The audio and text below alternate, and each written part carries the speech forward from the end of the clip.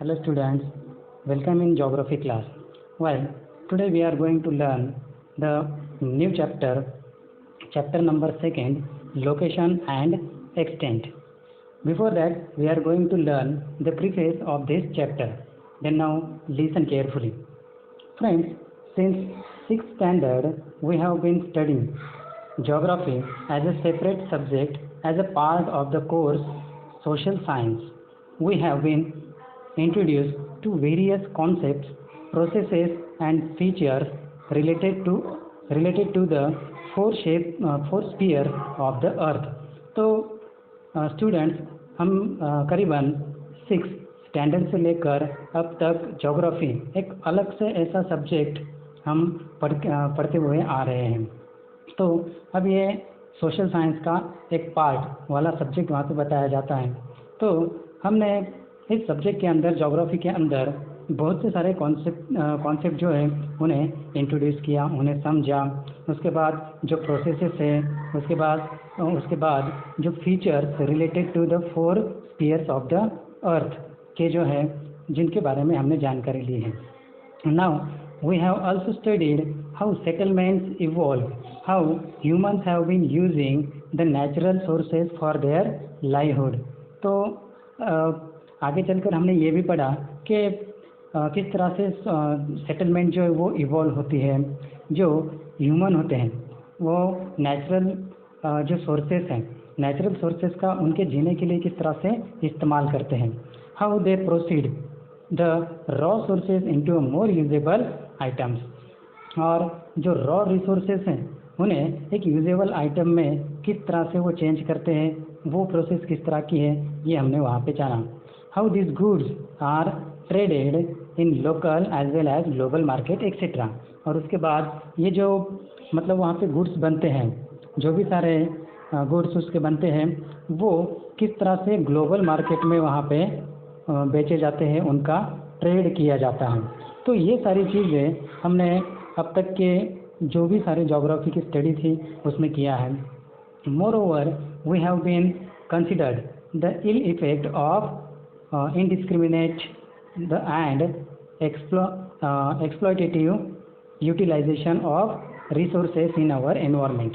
तो आगे चलकर हमने ये भी पढ़ा कि हमारे एनवायरनमेंट के अंदर जो नेचुरल रिसोर्सेज है जिनका यूज़ करके ह्यूमन बीइंग्स अपनी लाइफ वहाँ पे कंफर्टेबल बनाते हैं, नई चीज़ें वहाँ पे यूजेबल आइटम्स वहाँ पे बनाते हैं, उनकी ट्रेडिंग वहाँ पे करते हैं। लेकिन उसका एक्सेसिव यूज़ और एक्सप्लॉयटेटिव यूटिलाइजेशन जब होता है, मतलब जो नेचुरल रिसोर्सेस हैं उनका ज़्यादा से ज़्यादा यूज़ करने की वजह से किस तरह से एनवायरनमेंट वहाँ पे पोल्यूटेड होता है, जिसके बारे में भी हमने पढ़ा। To study geography we need to develop some skills like observation, classification, differentiation, then comparison, then graph, diagram and map reading, evaluation, then analysis, drawing conclusions, then presentation and critical thinking। तो geography की study करते हुए अब हमें कुछ और भी skills को वहाँ पे डेवलप करना है, जैसे कि observation, classification, differentiation, comparison, graph, diagram, map reading, evolution, analysis, drawing conclusion, presentation, critical thinking. ये सारी स्किल्स जो है वो हमें ज्योग्राफी की स्टडी के लिए बढ़ानी है। To acquire such skills we need to study regions using all the geographical concepts and processes we have learned till now and achieve the learning outcome. तो अब हमें क्या करना है कि ये सारे स्किल्स जो अभी मैंने आपको बताई, ये ऊपर दिए हुए जो स्किल्स हैं उसे अगर हमें एक्वायर करना है तो हमें किस चीज़ की ज़रूरत है, हमें ज्योग्राफिकल कॉन्सेप्ट और जो प्रोसेसेस हैं उसको लर्न करने के लिए और लर्निंग के बाद जो आउटकम्स वहाँ पे आते हैं उन्हें समझने की वहाँ पे ज़रूरत है। तो we can through this we can learn the application of geographical knowledge. और उसी की वजह से और इसी तरह से हम ज्योग्राफिकल नॉलेज को अप्लाई कर सकते हैं, उसका एप्लीकेशन कर सकते हैं।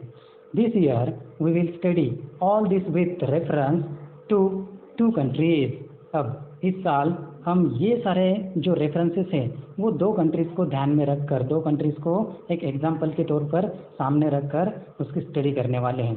अब तक ज्योग्राफी के कॉन्सेप्ट, कुछ प्रोसेसेस, वो सारी चीज़ें हमने देखी है। अब ज्योग्राफी की जो लर्निंग की है उसका जो एप्लीकेशन है, ज्योग्राफिकल नॉलेज का एप्लीकेशन, हम 2 कंट्रीज़ को सामने रखकर करने वाले हैं। This year you will do the revision of all the concepts learn till now. अब इस साल जो भी सारे जो कॉन्सेप्ट्स आपने ज्योग्राफी के पढ़े हैं उनका रिवीजन हम यहाँ पे करने वाले हैं। This study will help you to provide an insight into geography and its application. अब ये जो स्टडी है वो आपको क्या प्रोवाइड करने वाली है कि ज्योग्राफी के अंदर क्या है और उसका एप्लीकेशन किस तरह से किया जाता है, जिसके बारे में आपको ये स्टडी बताएगी।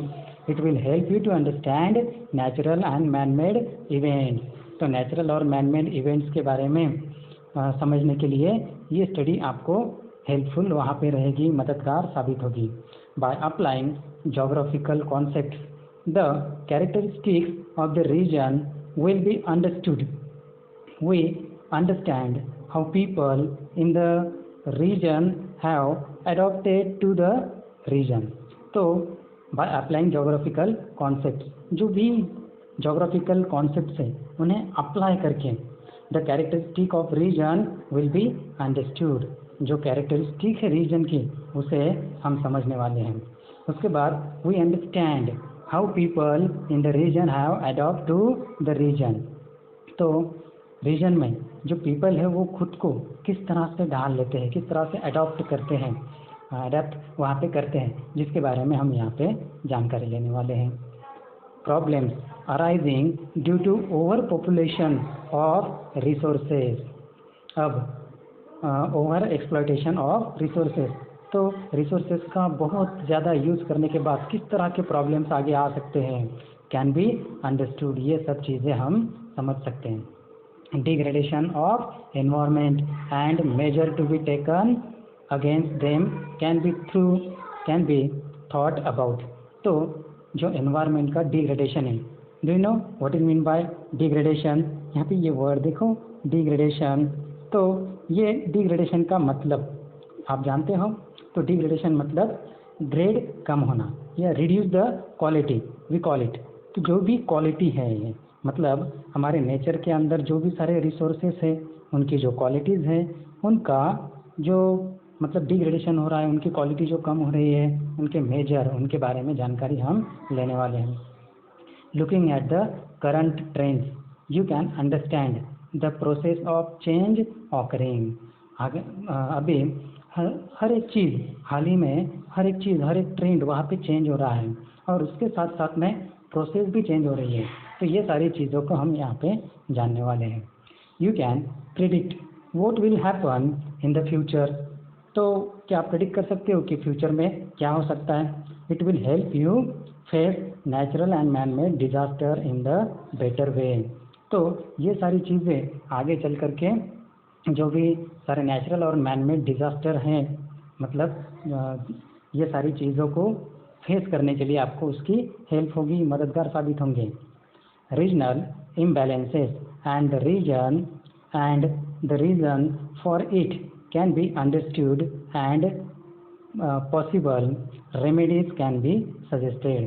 तो इन सब चीज़ों से बचने के लिए ये भी सारे जो भी हमारे लिए डेंजरस बने हुए हैं, मतलब ह्यूमन के लिए बनाए हुए ये जो सारे डेंजरस हैं, मतलब रीजनल इम्बैलेंस वहाँ पे हो रहा है, इन सब चीज़ों को बचने के लिए ये स्टडी हमें हेल्पफुल हो सकती है। Now the other thing is there, that is few hints and the flag of 2 countries are given below. Using them identify these 2 countries। you can easily identify one of them and hope you can easily identify the other 2। तो अब यहाँ पे 2 flag आपको दिखाई दे रहे होंगे, है ना। ये एक फ्लैग है और दूसरा ये एक फ्लैग है। तो आपको उन फ्लैग के नीचे कुछ हिंट्स दिए गए हैं, कुछ क्लॉज दिए गए हैं, है ना, क्लूज दिए गए हैं। तो उन क्लूज को पढ़ के आपको समझना है या ढूंढना है, आइडेंटिफाई करना है कि ये कौन सी कंट्री है, जिसमें से एक तो आप जान ही गए होंगे उसके फ्लैग को देखकर, yes it is our tricolour, तिरंगा यहाँ पे है ना। तो उसके नीचे कुछ क्लॉज दिए देखो, जिससे हम इंडिया के बारे में कुछ और भी चीज़ों की जानकारी की रिवीजन वहाँ पे हो सकती है। The second largest population country in the world, तो second largest populated country in the world. उसके बाद नेक्स्ट हिंट वहाँ पे दी है, famous for spices in the world.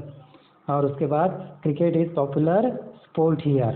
तो जिसको आपने पहले ही पहचान लिया था, ये है इंडिया का फ्लैग, और ये इंडियन कंट्री, उसके रीजन के बारे में हम यहाँ पे स्टडी करने वाले हैं।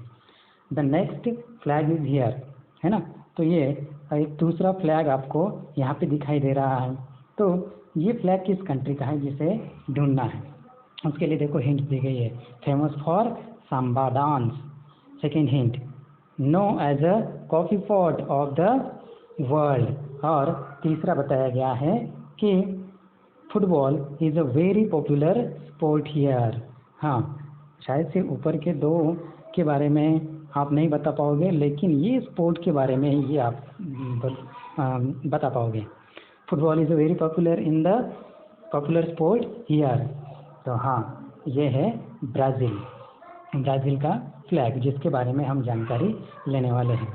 Okay, the further study we are going to learn in the next lecture. Okay, bye.